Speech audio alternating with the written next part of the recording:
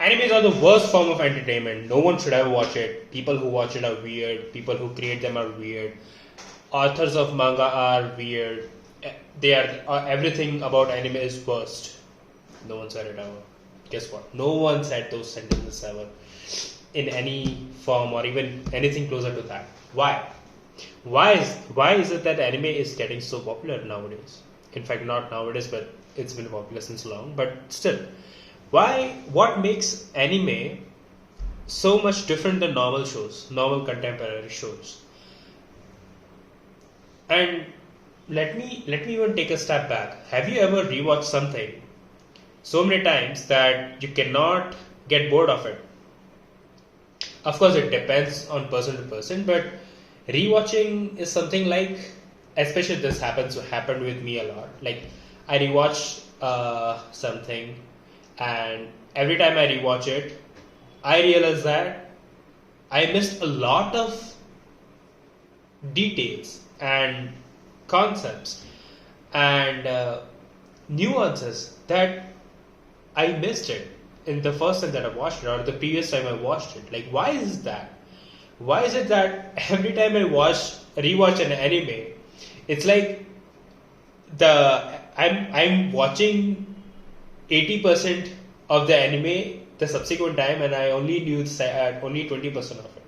This happened especially with Death Note because it's a very let's just say cognitive intense anime. Like each time you watch it, you will understand that you missed so much details that it's like it blows our minds. Like our let's just say, what's the term? I miss the term. Our attention span is so messed up right now that we cannot even focus on a particular thing more than several minutes or maybe in some cases several seconds. Take the Instagram or maybe some YouTube shorts or maybe TikTok shorts or something like that. If a particular reel does not catch your attention within the first 5 seconds, you will just scroll it. That's it. That's how short our attention span is becoming. Anyways, it's not the attention span we are going to discuss about. It's anime and what that makes them different from other contemporary shows, TV shows and movies. What makes them different from them? Now, honestly, okay, let's just first of all carry out the surface level descriptions of what an anime is. Anime definitely are just an animated piece of work of the author's original work, which is manga, and manga is just a comic book. And first of all, these authors have a very abstract and captivating thinking. Yeah, of course, anyone could argue that it's not that only anime and manga has abstract and captivating thinking and stories, but what's so different about these stories like animes is that it's too out of the box kind of thinking. Few of the out of box thinking could be, let's just say, maybe someone writes a name in the book and that name, whoever that name person belongs, whoever person that name, whose name is that, just dies in 40 seconds. Could be that. Or let's just say someone triggers something within themselves and their head just converts into a chainsaw. Or maybe some person's natural abilities, like instead of just normal body, their body is like a rubber material. Maybe it's a fire material. Could be anything. Now, it's not just that they just want to think bizarre imaginations and introduce or any random story and all, but they keep it abstract while keeping it captivating, while keeping the storyline epic, while developing the characters, and while going beyond the storylines. This fifth one is the most important part, and of course I'm going to discuss more in detail going further. But yeah, this is what makes anime a lot more different and better than normal contemporary shows, at least for me. Of course, yeah, I don't want to get into a debate right now. So, What else? What else? They introduce history. They introduce another ancient mythologies, theories, science, different cultures, and a lot more.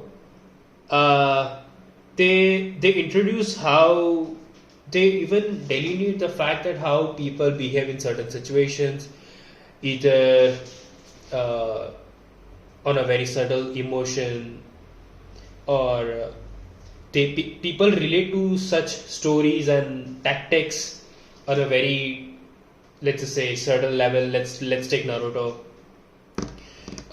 Why do people relate to Naruto? Because initially he was like he was raised without parents. He was alone. He was abandoned. Nobody liked him. Many people relate to it. That's why it's one of the most, and it gives hope because Naruto builds his way up to big, like getting friends, family, and stuff, getting success and all, getting powerful and all. Now many people relate to that. Like they gain that sense of hope that no matter where they are in life, they can achieve whatever they want, which is good. Of course, it is good. One more thing about anime is that, and this is one of the most underrated trait, is that at least that's what I think. The voice acting of the Japanese actors, it's so underrated because, like, you can just watch it, the subbed version, not the dubbed version. Subbed version voice acting to they have to be that particular character, and it's actually easier when you're actually playing the character instead of just voice acting it. That's why I think voice acting is even harder than normal acting, but maybe I'm wrong. But still, voice acting, they have so much incredible that they push it to the level where you are actually addicted to the voice acting even though you don't know the language Japanese. Yep.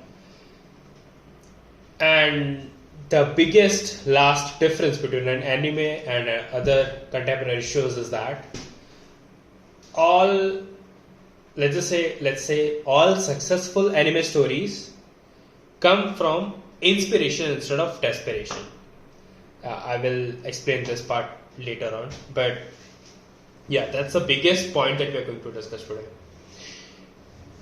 Now let's understand the hidden layers of anime, meaning what is that beyond the storyline level that I was talking about earlier. Now let me get back to rewatching it. Rewatching animes and how I gained a deeper understanding of animes, stories and all. Now, why is it that redoing anything makes us understand it more? Because that's what we are doing, right? We are rewatching animes, redoing some stuff. Now, this is something very simple, like it's our brain. Like, first time you do something, you understand it 40% or 60%. Next time you do it, you understand it 80%. Next time you do it 85%. Next time you do it 92%, and so on and so on. You move closer and closer to the absolute knowledge of it. So that's the same thing happened with you, but it's highly unlikely that all of the people would want to rewatch an anime same thing again, because they only watch it to the entertainment level.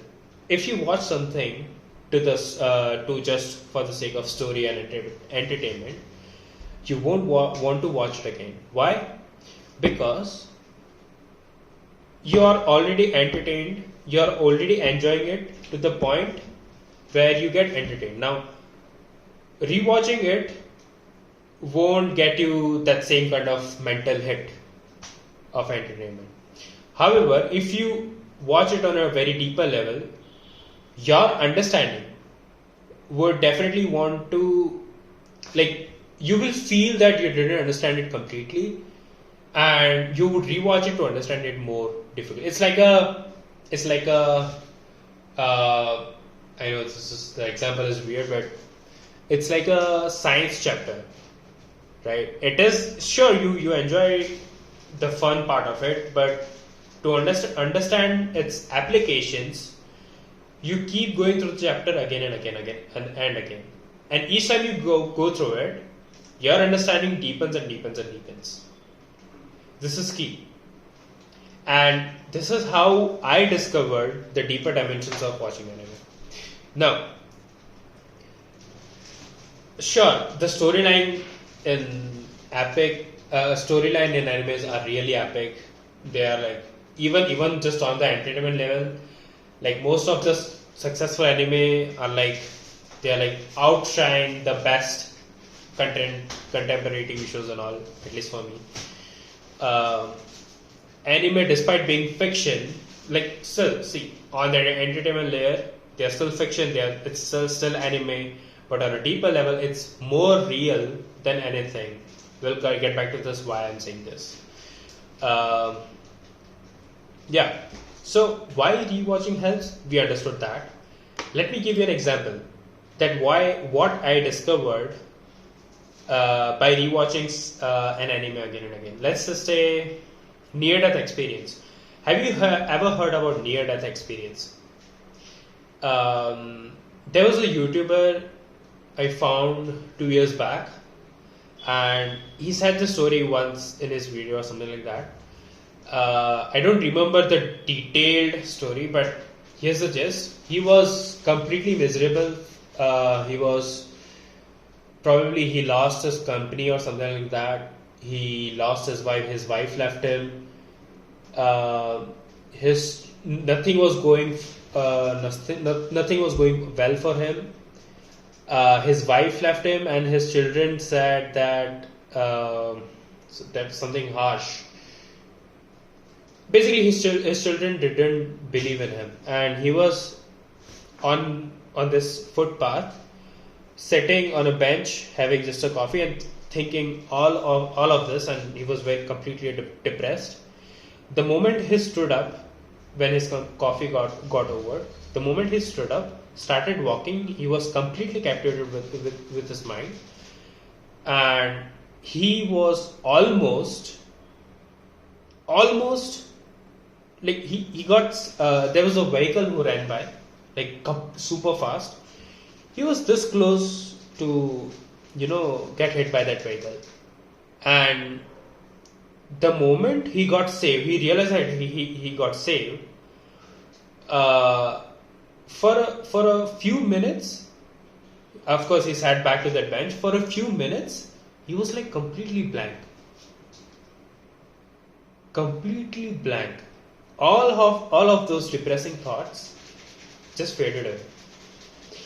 What he discovered few weeks back, he started reading some books and all. He discovered that what he had was a near-death experience. At that moment in time, he realized that none of the problems that he was thinking they are problems for him are not actually problems. They are just let's just say mental movies or self-created problems, self-created problems is the best term. So all of them were self-created problems for him. He just realized that, and he chose to not believe in them. And the moment he did that, all the charge behind that thoughts just faded away. He found solutions to all of their problems, and he started thriving again. Now, even beyond that, few more weeks spent by, and he realized that what he experienced wasn't ego death. So the near-death experience is actually death of ego. We have no idea how much our ego keeps us limited. So if your ego dies, that's where your true, let's just say, genius will outshine. Actually, that's what Eckhart Tolle, the author, talks about it in this book, A New Earth. I highly recommend checking it out. And of course, this near-death experience is very much better explained in that book. But coming back to anime, Why am I talking about this? Dragon Ball Z is an anime where near-death experience is just introduced in a very subtle level. Dragon Ball Z is an anime about a warrior race, and that race is called Saiyans. The thing about Saiyans is that the more Saiyans, they are basically, it's about martial arts, so they fight against villains and heroes and all. But the important thing about Saiyans is shown in that anime is that the more they are pushed towards that death, the next time they recover, their power level increases several times over. Now, of course, this is just a fictional layer. Like, it's not that it's like a video game. Like, hey, just kill me, just damage me just enough so that I can, and then heal me so that I can get more powerful. But of course, this is just a superficial fictional layer.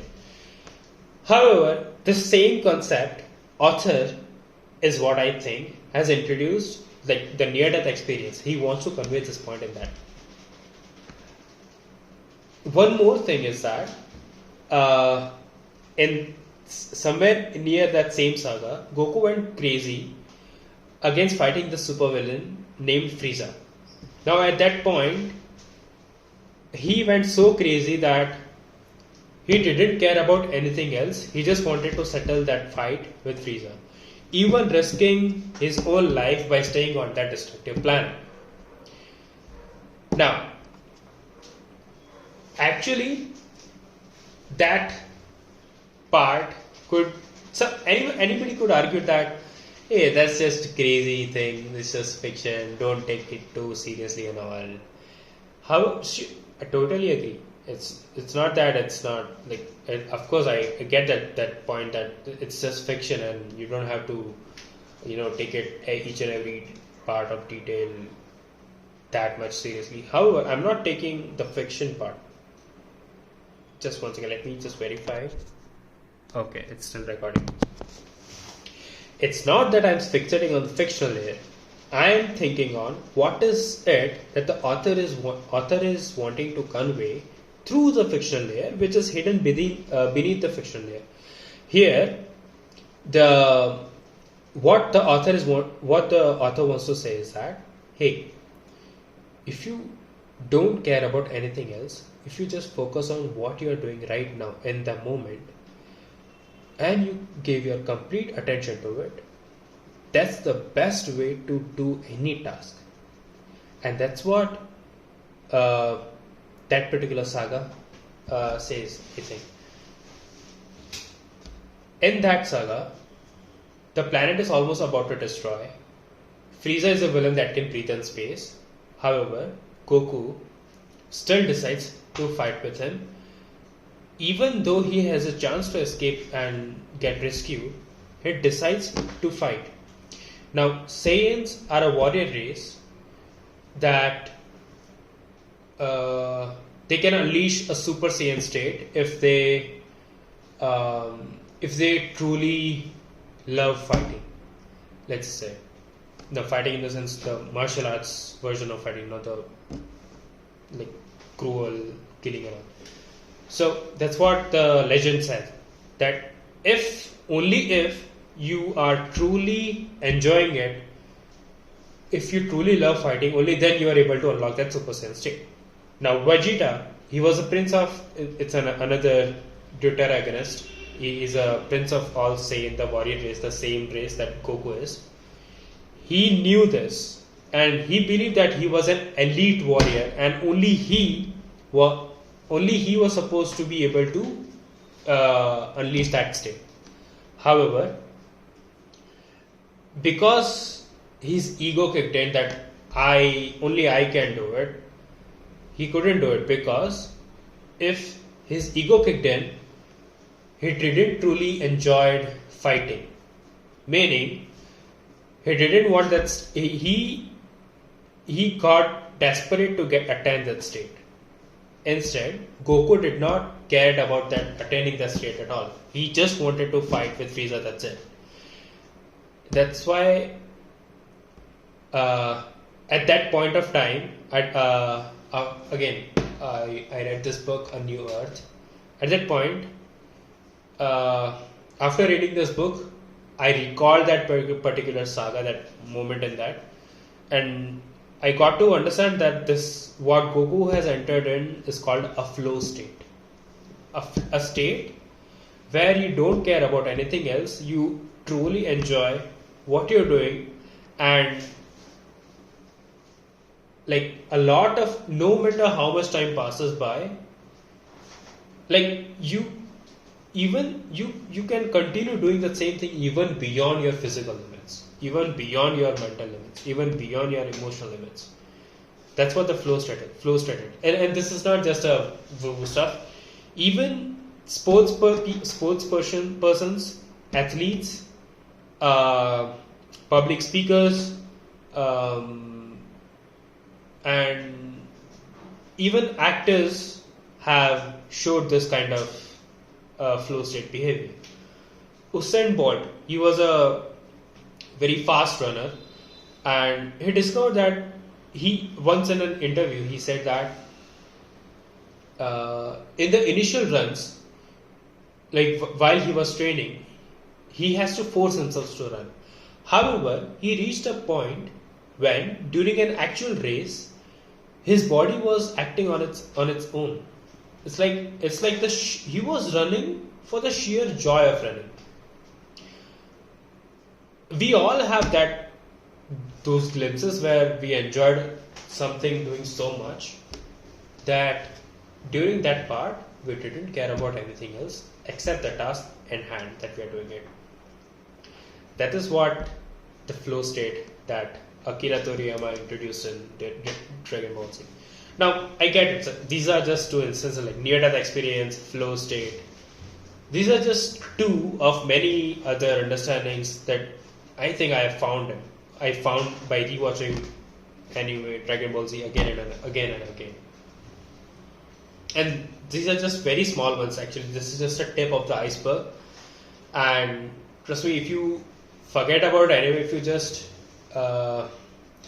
get this flow state, anything in anywhere, like in any task that you can do, anything else like achieving becomes a joke.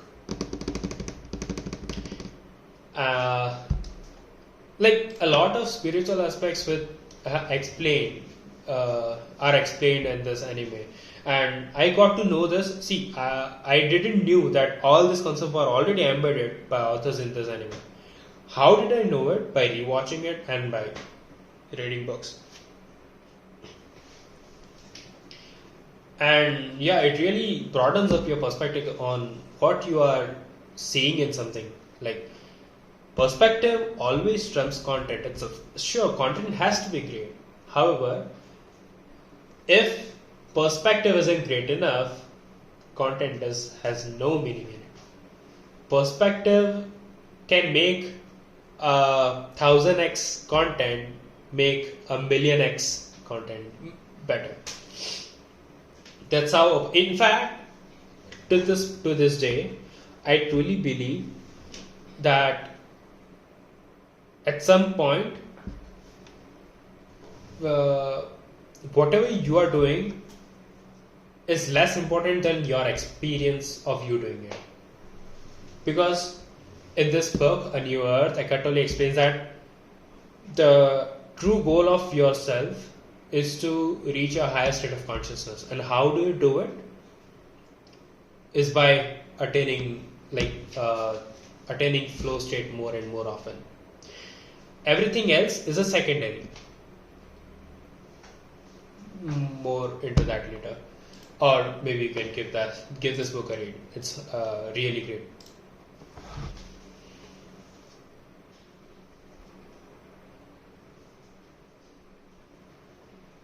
Like even in Naruto, like we have no idea how limiting beliefs we have. And the classic example of this is that in Neji and Naruto, there was a tournament battle. Neji always believed that he was a born talented one. He was born gifted. He has that bloodline limit called, in Japanese they have some terms like Kekkei Genkai or something like that. He believes that Naruto has no chance again. Why is he even trying? He thinks that every person has his destiny decided the moment he's born. So a person can only improve so much no matter how much he tries. That's it. He completely missed this point. And again, the same thing is there in Dragon Ball Z as well. Vegeta used to always think that he's an elite warrior. No one can surpass him. He's the most talented one. If he trains a little bit, he improves a lot more than someone who trains for a lot of time and still improves nothing. But that's just bullshit. Now, even though we know that no matter like someone can achieve anything by just trying hard enough, we know that consciously. However, subconsciously we don't believe it, completely believe it. Yeah. Because let's take a certain person that you look up to and go in front of a mirror and say this to yourself: I can easily surpass this person. Now, of course, this person has to be someone significantly famous in the world, right? Do it. If you say it and you feel a little bit of cringe within your body, trust me, there's a part of you that still doesn't believe that no matter how much you try, you would be able to surpass that person. And until you let go of it, you won't be. That's what always had Goku going it for. He never focused on surpassing someone, actually surpass. He just was always interested in fighting stronger guys than him. Not to surpass them out of ego, like I'm the best one. No. He just enjoyed fighting so much that he seeks challenges no matter what. And when you do that, when you get into flow state, you love challenges.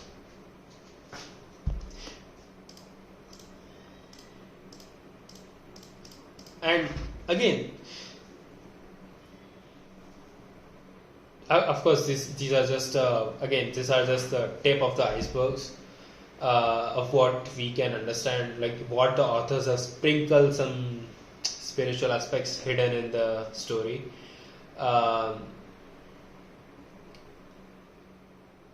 Yeah, like it's almost like they have kept the fictional layer so thick that they're almost fooling us. He tried to find the golds hidden within the layers. We can keep it that way.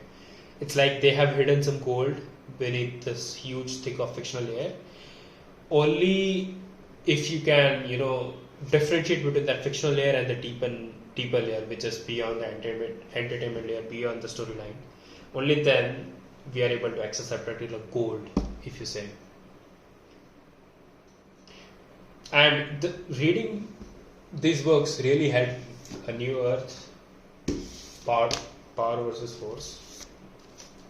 Both of these books are so incredible that, and again, it took me actually more than 4 to 6 months to complete both of them. But they are definitely worth the read. Like, forget about anime, you will open up your perspective in each and every area of your life. Yeah, that's how effective they are. Now again, this anime and all is great, but the last thing that you want to do is to get attached to it. And this is a huge thing. People get attached to this fiction so much that they almost identified with it. It's like, that's the best thing that can ever happen. That's the best kind of stories. Everything else is worse. They shouldn't have this existed. And I've seen people like what do I say? I've seen people busting their own head around why an anime, why would an anime go wrong? Like this happened with Game of Thrones, right? People were so addicted to Game of Thrones, and in the last season, they just fucked it up, and just be all this people are disappointed. Don't do it. Don't get attached to a story, and just try to connect it on a deeper level. Don't get attached so much. Sure, you can recognize the genius. Recognize the genius within a story, within an anime or a show. Sure, you can do that, but don't get attached to it, because nothing is perfect and nothing has to be perfect. And that's the best thing out of it. No author, even One Piece's author, like to this point, I truly believe that the story of One Piece is so great, so incredible, so close to perfect, so well developed, well conveyed story, that nothing comes close to it, in my opinion. Definitely, it's the best structure of story I've ever seen, and it's still going on. But even then, even if something goes wrong, I won't be disappointed, because I've connected not only to this fictional layer, I connect it on a deeper level, and that's what we all should do. Because fiction is something like very volatile. Like you never know what can put people off. Maybe few people like this character, maybe few people wanted to go the story this way. It's not what you want to see. You have to see what the author wants you to see. That's what you have to connect with. Author has already hidden, like, this is my way of saying it. Author has already hidden some code. You have to find it. If you get stuck into fiction, you will get discarded. You will be disappointed. So don't do it. And even despite being objectively better than other shows, realize that animes are not perfect, and they don't have to be, and they are just a form of, they're like a vehicle for entertainment. Meaning, this fictional layer is an anime. It could be anything, right? Let's take any other TV show, normal show, or a movie, or anything like that. Wait a minute. Yeah, or anything like that. It does not matter in what form that value is being conveyed. In what is that fictional layer? It could be anime. It could be a realistic TV show or a movie.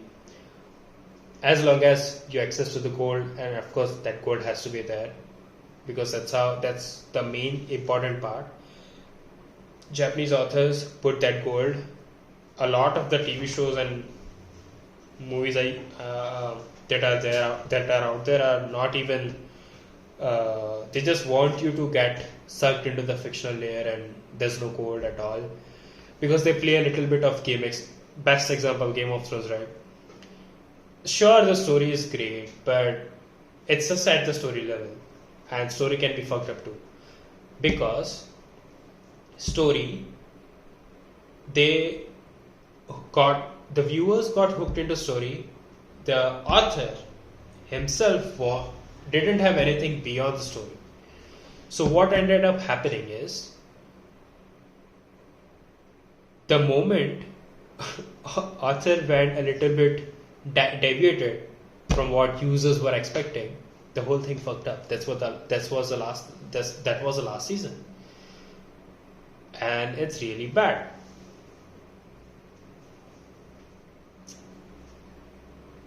Same thing won't happen. Let's just say One Piece, because even if the story gets fucked up in the end, I don't care, because, and actually that's highly unlikely to happen, but let's say in the worst case, you can feel it actually. If the moment you're watching a story, you can feel it. This is just beyond the story. The author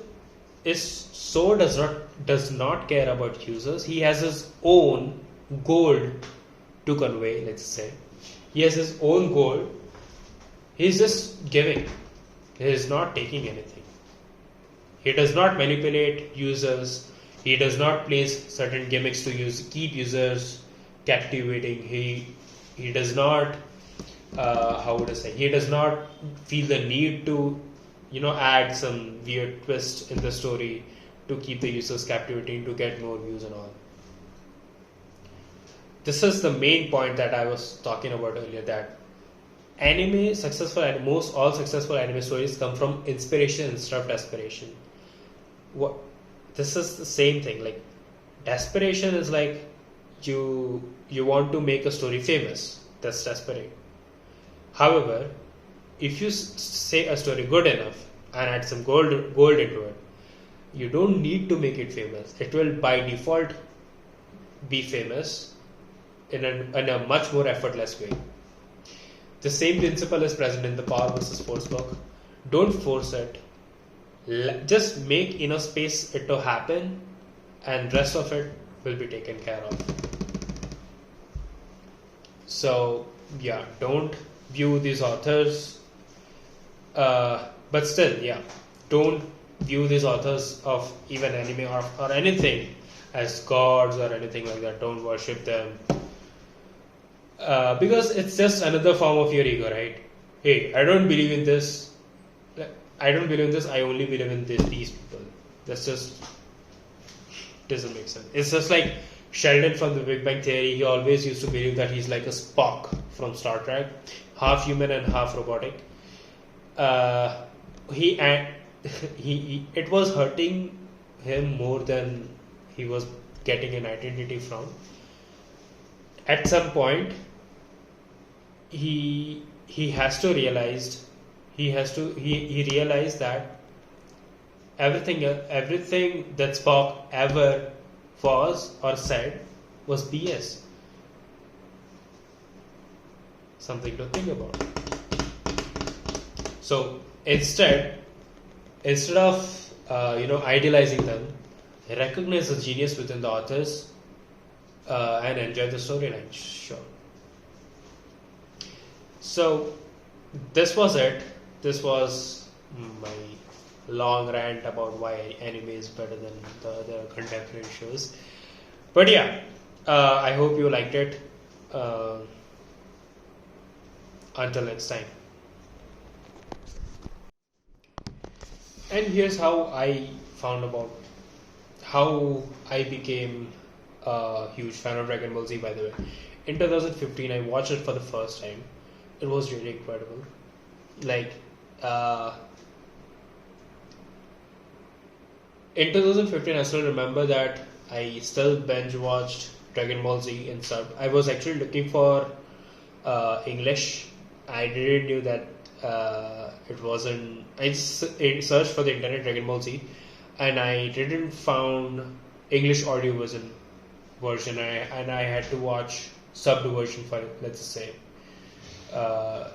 because I was so desperate on watching it, because I still remember I just watched one particular episode when I was a kid on TV, and it was a fight between Goku and Frieza. It was a supernatural fight, and somehow that got imprinted on my memory. Hey, this show was really good, and all the way back to after 7 years in 2015, I searched for the internet, searched for Dragon Ball Z on the internet, and even though I found it in Japanese, like with English subtitles and all, I still watched it, and actually I did not regret it.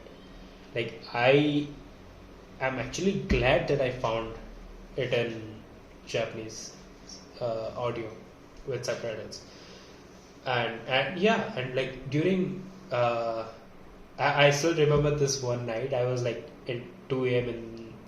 at night. My parents were sleeping in the bedroom. I was in the hall watching it.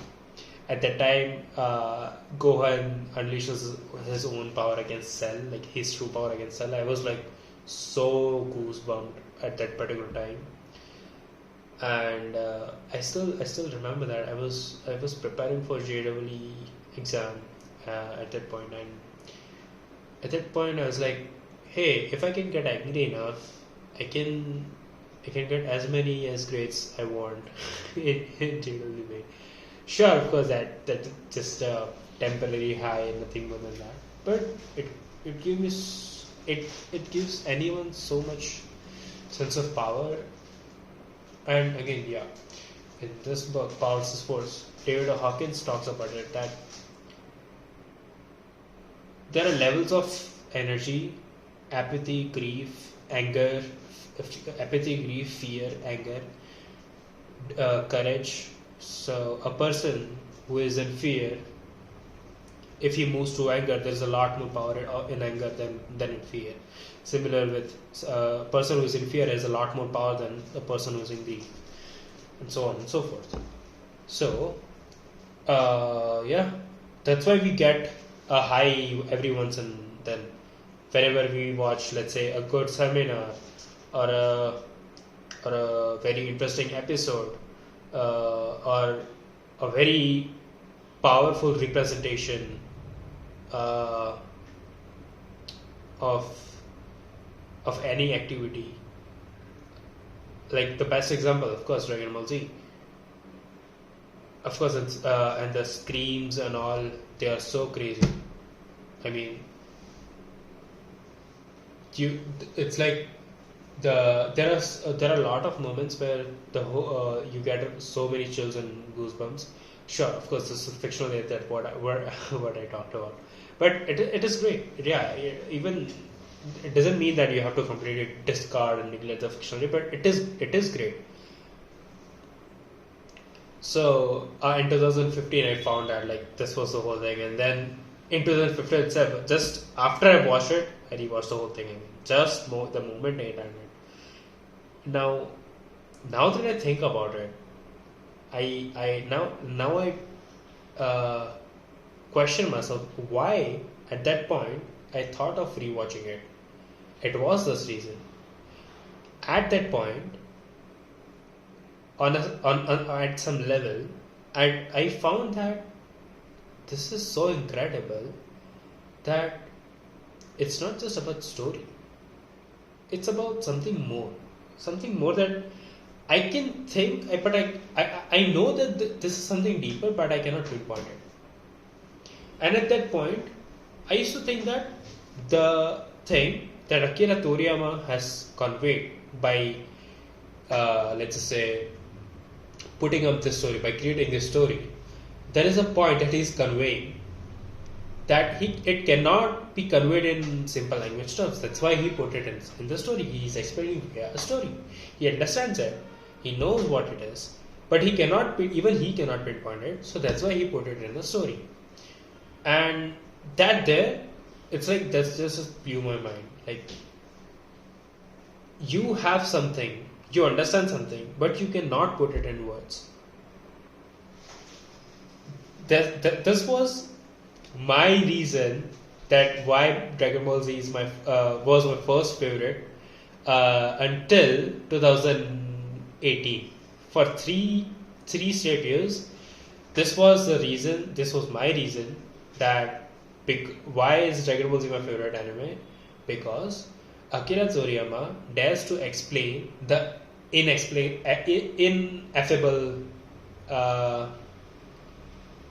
He explains the ineffable. Ineffable means that something that is so great that you cannot put it in words.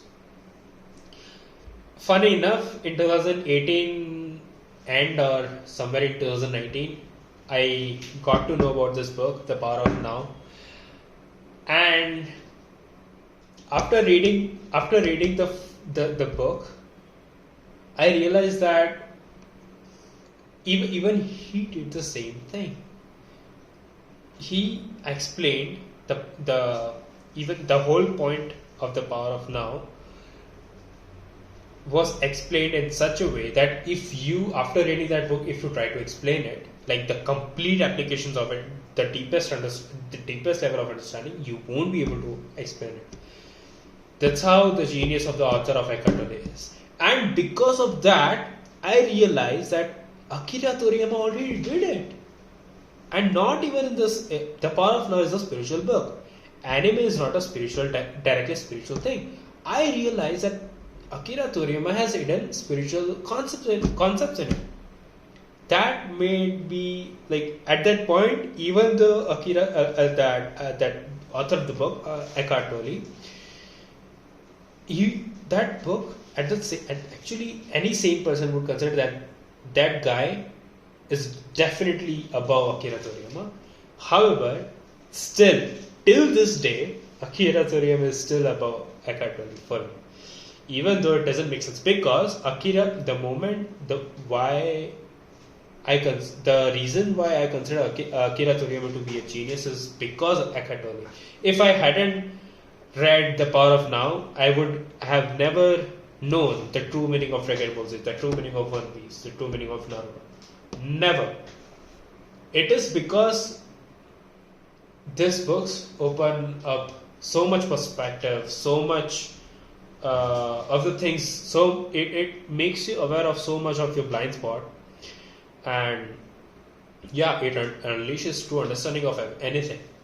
And yeah, till this date, it's like these are I actually even have all of these authors in my top 10 list. I would definitely want to meet them, someone at least once. And yeah, Akira Toriyama is the first one still the first one in the list. Second one is Eckhart Tolle. Third one is author of the One Piece. Fourth one, maybe I need to bring up the list again. I forgot. But yeah, this was it. My top 5 animes are like Dragon Ball Z, One Piece, Naruto, One Punch Man, and maybe Death Note, so on and so forth. Yeah, Attack on Titan is also good. And it's not that only anime is great. You can, by reading these books, referring to these authors and all, David Hawkins, Eckhart Tolle, it's like everything is just great for you, as easy as it sounds, because it's not just, again, the power is not in you, the power is not in the books, the power is not in the anime, the power is in you. This sounds very cliche, but it's so true, because again, this goes back to that idea that I said, that fictional layer, don't get attached to it, access to that gold within, that's basically your power. And perspective always trumps content. I probably already said this. And perspective comes from you, not from anywhere outside you. So you have access to that power, you are your power, and nothing overpowers you. So if you find a book pretty great, if you find an author really great, sure, he's a genius, you can recognize a genius, but don't attach don't identify yourself with the person who follows them or something like that, because that's another form of ego. It's like, oh, I don't worship God, I'm a total opposite of God. The person who is completely, like, proactively opposing the existence of God is again an egoistic perspective, because you are still reacting to the fact that there is God or not, right? Yeah. Maybe I just explained it a little bit. I could have explained this a little bit better, but yeah, I hope you get it. And if you don't, just refer to this works. Cool. Yeah, that was the last remaining point that I wanted to discuss. I think I left it, so that's why I came back. And yeah, until next time. Bye.